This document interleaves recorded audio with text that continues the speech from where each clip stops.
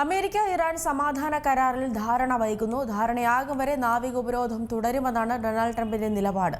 അതേസമയം വിട്ടുവീഴ്ചയ്ക്കില്ലെന്ന് ഇറാനും വ്യക്തമാക്കി. നീത നാരായണൻ ചേരുന്നുണ്ട് കൂടുതൽ വിവരങ്ങളുമായി. നീത, ഈ യുദ്ധത്തിന് ഒരു പര്യവസാനം അത് എന്നുണ്ടാകുമെന്നുള്ളൊരു കാത്തിരിപ്പാണ്. പക്ഷെ അവിടെയാണ് ഈ സമാധാന കരാറിൽ ഒരു ഉടമ്പടിയാകാതെ എങ്ങനെ നിൽക്കുന്നത്? എന്താണ് ഏറ്റവും പുതിയ റിപ്പോർട്ടുകൾ? അവിടെ സൂചിപ്പിച്ചതുപോലെ തന്നെ ഈ കരാറിലേക്ക് എത്തുന്നു എന്നുള്ള വിവരങ്ങളൊക്കെയായിരുന്നു ഇന്നലെ വന്നതെങ്കിൽ ഇന്നിപ്പോൾ ധാരണ വൈകുന്നു എന്നുള്ള ഒരു വിവരത്തിലേക്കാണ് നമ്മളിപ്പോൾ എത്തുന്നത്. അതായത് ഈ നിലപാടുകളൊന്നും വിട്ടുവീഴ്ചയ്ക്കില്ല എന്നുള്ളൊരു നിലപാടിലേക്ക് ഇറാൻ എത്തിയിട്ടുണ്ട്. അതുതന്നെയാണ് ഈ ഒരു ധാരണ വൈകുന്നത് എന്നുള്ളതാണ് മനസ്സിലാവുന്നത്.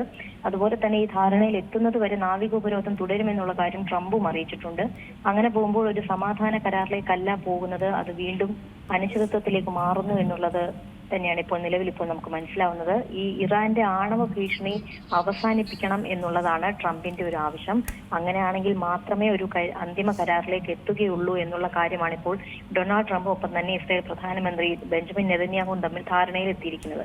അതായത് കഴിഞ്ഞ ദിവസം ഏറ്റവും പുതിയ വാർത്തകളും വിശേഷങ്ങളും വിരൽത്തുമ്പിലറിയാൻ സീ മലയാളം ന്യൂസ് എല്ലാ ഡിജിറ്റൽ പ്ലാറ്റ്ഫോമുകളിലും ലഭ്യം.